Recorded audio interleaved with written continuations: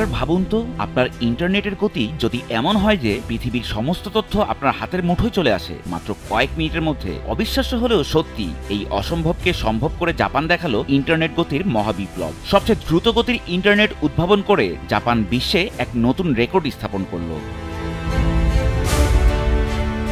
দেশটির গবেষণা প্রতিষ্ঠান national institute of information and communications technology, সংক্ষেপে এনআইসিটি, উদ্ভাবন করেছে এমন এক ইন্টারনেট প্রযুক্তি যার গতি প্রতি সেকেন্ডে 1,25,000 গিগাবাইট এবং সম্পূর্ণ নিখুঁতভাবে কোনো বিভ্রান্তি ছাড়াই 1800 কিলোমিটার দূরত্ব অতিক্রম করে প্রতি সেকেন্ডে।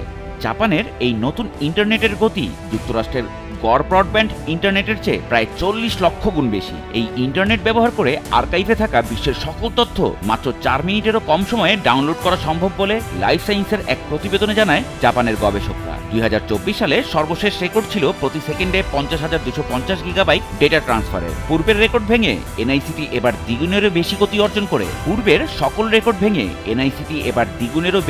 অর্জন করে যোগাযোগ ব্যবস্থায় আনলো এক বৈপ্লবিক পরিবর্তন।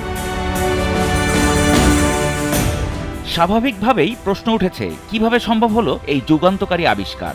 এর উত্তরে গবেষকরা বলছেন, ইন্টারনেটের এই প্রযুক্তিতে ব্যবহার করা হয়েছে এক নতুন ধরনের অপটিক্যাল ফাইবার। এই ফাইবারের ব্যাস মাত্র 0.127 মিলিমিটার। অত্যন্ত পাতলা হলেও এটি প্রচলিত একক ফাইবার কেবলের সমান পুরু, তাই বিদ্যমান অবকাঠামোতেই এটি ব্যবহারযোগ্য।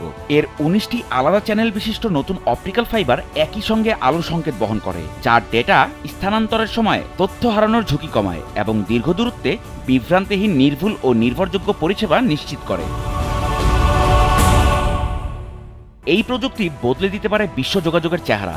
গবেষকদের এই অগ্রগতি শুধু রেকর্ডই ভাঙেনি, ভবিষ্যতের ডিজিটাল বিশ্বকে নতুন করে সংজ্ঞায়িত করবে। এআই, মেটাভার্স, সুপার কম্পিউটিং সবই এখন আরো অধিক সহজবোধ্য হবে। এনআইসিটির এই নজিরবিহীন সফলতা এনেছে ইন্টারনেট গতির মহাবিপ্লব, যা আগামী পৃথিবীর অন্যতম ভিত্তিপ্রস্তর হিসেবে কাজ করবে।